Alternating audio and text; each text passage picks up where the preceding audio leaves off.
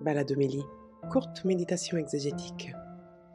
Bonjour, je suis Éric Morin du diocèse de Paris et du service biblique Évangile et Vie, et je vous propose notre balade exégétique hebdomadaire à partir des textes que la liturgie nous propose pour le troisième dimanche de Carême. Nous entendrons en première lecture un extrait du livre de l'Exode, une autre étape de l'histoire d'alliance entre Dieu et son peuple. La semaine dernière, c'était Abraham. Et cet extrait du livre de l'Exode concerne un épisode qui a lieu au désert, après la sortie d'Égypte, avant que l'alliance ne soit passée. C'est l'épisode où le peuple a soif et demande de l'eau. Le désert est ainsi fait de cette triple épreuve de la faim, de la soif et des ennemis.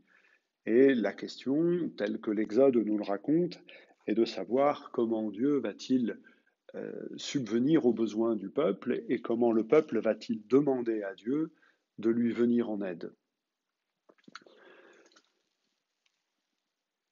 Pour le peuple, la soif est bien évidemment une épreuve physique, mais c'est aussi une épreuve de foi, puisque le livre de l'Exode le répète à loisir, il ne faut pas mettre Dieu à l'épreuve, il ne faut pas retourner contre Dieu sa propre puissance.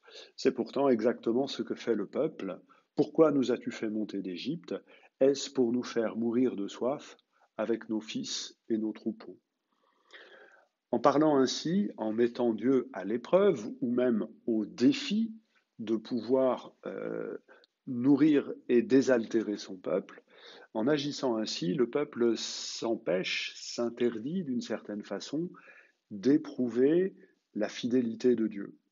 Comment savoir, après une telle invective, comment savoir que Dieu veut être fidèle?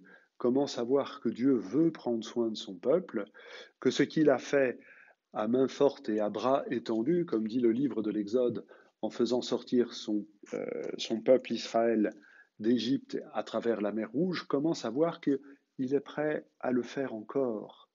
Que les merveilles de Dieu ne sont pas derrière nous, mais devant nous. C'est bien ça que nous apprend et que le peuple apprend dans l'épisode de Massa, c'est-à-dire épreuve, de Mériba, c'est-à-dire querelle. Ça n'est pas ainsi que l'on est le peuple de l'Alliance. C'est en laissant Dieu exprimer sa fidélité à travers l'histoire. Le détail de cet épisode est singulier.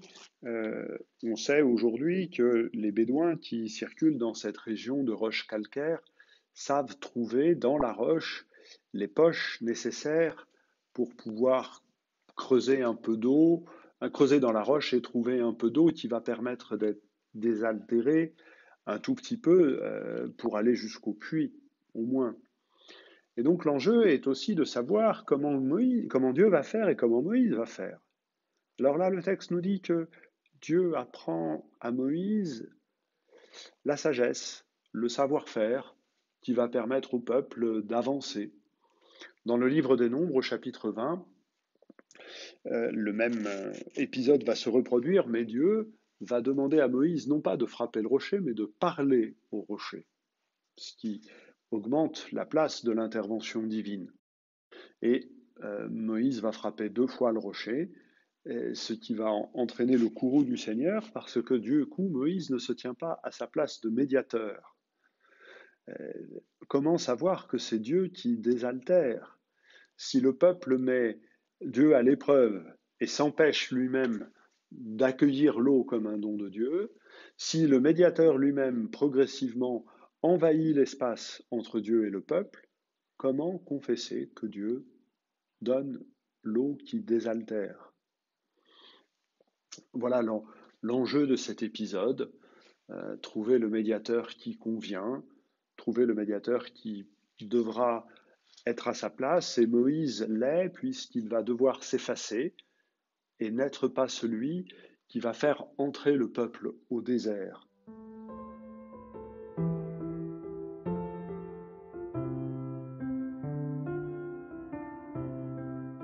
Dans la deuxième lecture, extraite de la lettre aux Romains, Paul prend le temps, c'est un passage qui vient juste avant celui que nous avons professé au premier dimanche de l'Avent. Paul prend le temps de redire avec joie l'Évangile, alors que nous n'étions encore capables de rien. Le Christ, autant fixé par Dieu, est mort pour les impies que nous étions. Accepter de mourir pour un homme juste, c'est déjà difficile. Or, nous avons la preuve que Dieu nous aime. Voilà. Il y a vraiment dans ces versets qui sont relativement simples, il y a de la joie à dire l'Évangile. Dieu a livré son Fils entre nos mains pour nous permettre de vivre avec lui, et c'est une preuve de son amour. C'est ce qui nous permet d'éprouver, au sens où nous en parlions tout à l'heure, son amour. Dans l'ensemble de la lettre aux Romains, la notion un peu qui est mise en avant dans ce texte, c'est celle d'espérance. Nous mettons notre fierté dans l'espérance d'avoir part à la gloire de Dieu. Puisque nous avons reçu par la foi la justification, puisque nous sommes ajustés à notre juste place de fils et de filles de Dieu dans une relation fraternelle entre nous, alors nous avons l'espérance que Dieu conduira son œuvre jusqu'au bout, que le plus merveilleux est encore à venir et qu'il nous mettra éternellement en sa présence. La foi devient espérance. Et juste avant, au chapitre 4, dans un long chapitre parlant de la place d'Abraham, Abraham, notre père dans la foi, a lui aussi déjà été présenté comme celui qui était capable d'espérer contre toute espérance. Voilà une fort belle expression qui fait écho à la phrase clé de la lettre, celle que en rhétorique on appelle la thèse, au chapitre 1, versets 16 et 17. L'Évangile nous révèle la justice de Dieu qui va de la foi à la foi. Cette justice de Dieu, elle va de sa fidélité. Il est juste que Dieu soit fidèle et nous l'accueillons par la foi. Et cette justice de Dieu qui va de la foi à la foi dans un mouvement croissant, va aussi de l'espérance à l'espérance, d'une espérance établie à une espérance contre toute espérance humaine qui va au-delà. La lettre aux Romains, qui encore une fois prend le temps et la joie, le plaisir de dire l'Évangile, veut faire grandir dans la foi et plus encore veut faire grandir dans l'espérance. Et la lecture du livre de l'Exode en première lecture était bien dans le même dynamisme. Ne pas enfermer Dieu dans les merveilles du passé, passage de la mer Rouge, justification par la mort et la résurrection de son Fils. Ceci, aussi merveilleux soit-il, ne constitue que les prémices de ce que Dieu peut faire pour nous.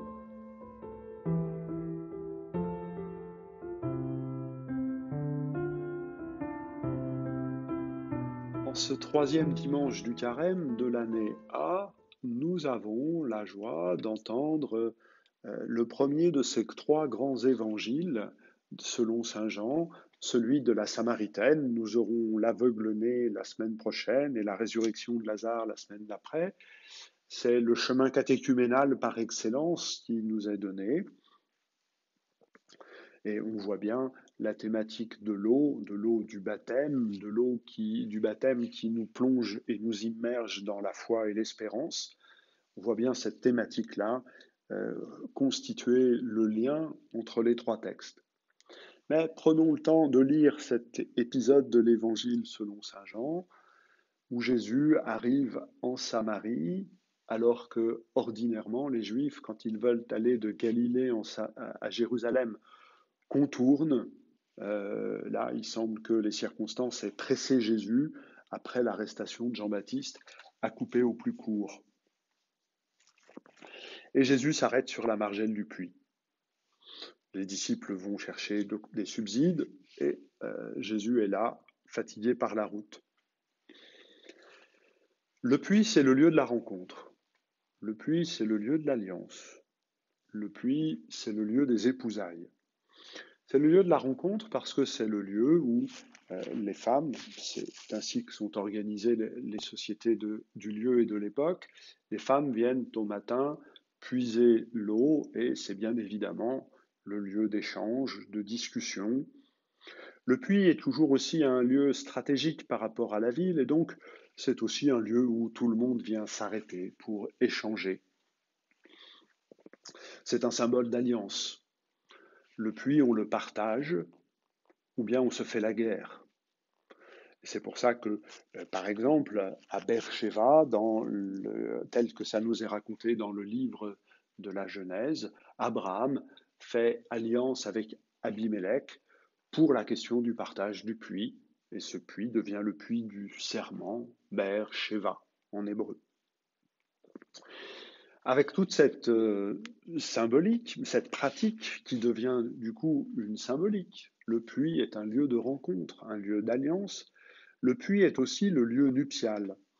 Alors, pour simples exemples, euh, au Genèse 24, en Genèse 29, en Exode 2, euh, Isaac, ou plutôt le serviteur d'Abraham, puis Jacob, puis Moïse, rencontrent leurs épouses auprès du puits. Et à chaque fois, on voit bien que dans le puits, dans la règle qui gère le puits, il y a des prescriptions qui disent on attendra que tout le monde sera là pour rouler la pierre ensemble. Et puis Jacob va faire le cacou, le fort, en disant ben non, non, moi je vais démager la pierre. Et du coup, Léa va pouvoir, Rachel, pardon, va pouvoir désaltérer ses troupeaux bien avant que les autres n'arrivent. Moïse, le justicier, lui, va faire justice pour que Tsipora et ses sœurs puissent désaltérer sans problème leurs troupeaux. Bref, le puits, symbole d'alliance, est aussi dans la Bible un symbole nuptial. C'est là que les épouses se rencontrent. Et voilà que Jésus a soif, assis, à la margelle du puits, ce symbole de rencontre. Voyant arriver cette femme qui arrive sur les coups de midi, il ne peut pas ne pas imaginer qu'il se passe quelque chose. Il fait bien trop chaud pour aller chercher l'eau à cette heure-là. Si cette femme vient chercher l'eau seule à cette heure-là, c'est qu'elle est marginalisée, c'est qu'elle est tenue à l'écart au sein même de son village. Et le dialogue va s'échanger avec elle de manière surprenante. Les Juifs et les Samaritains ne discutent pas ensemble pour tout un tas de raisons qu'il est trop long d'expliciter ici.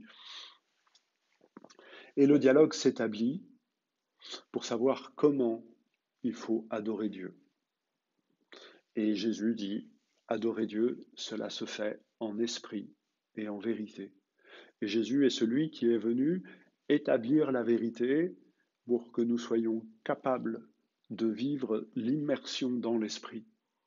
Et le baptême sacramentel que nous avons reçu et que peut-être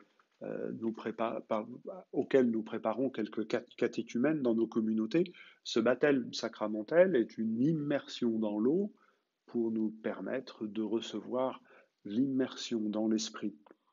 Mais ça ne se fait pas sans la vérité. Alors Jésus va aider cette femme à faire la vérité de son existence en lui disant d'aller chercher son mari. C'est sûrement bien cette histoire-là qui l'empêche de venir avec ses amis. Alors l'homme avec lequel elle vit n'est pas son mari, elle en a déjà eu 5, ce qui fait 6 en tout, reste un 7e, et le texte n'en dit rien, mais le lecteur peut d'ores et déjà identifier Jésus comme ce 7e époux qui va permettre à cette femme d'établir toute la vérité, c'est ce qu'elle dit aux gens de son village, et parce qu'il a établi la vérité en elle, il est venu chercher en elle l'épouse.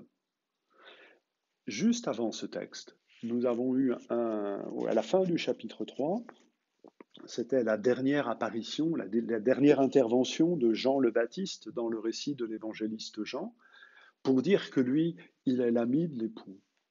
C'est-à-dire celui qui se réjouit de voir l'époux venir chercher l'épouse et entendre la joie de l'époux fait la joie de l'ami de l'époux. Eh bien, cette scène sur une margelle de puits quelque part en Samarie nous fait entendre la joie de l'époux de venir chercher son épouse en établissant la vérité en elle. ce texte nous rappelle quelque chose que nous ne disons pas suffisamment fréquemment, que le baptême a une dimension sponsale, que par le baptême, nous appartenons à l'Église, épouse du Christ, que la vie de baptisé, c'est de se laisser épouser par le Christ. Et la métaphore des épousailles parle facilement. Les mains du potier épousent la glaise épouse les mains du potier, et quelque chose vient de nouveau, vient à sortir de cela, un vase. Eh bien, dans le baptême, nous avons cette intimité avec le Christ par lequel nous épousons, il épouse notre condition humaine, nous épousons sa condition divine et nous devenons engendrés, enfantés à la filiation éternelle. Voilà quelques éléments de réflexion à partir de ces textes du troisième dimanche. Je vous souhaite à tous un bon et saint carême et je vous dis à bientôt.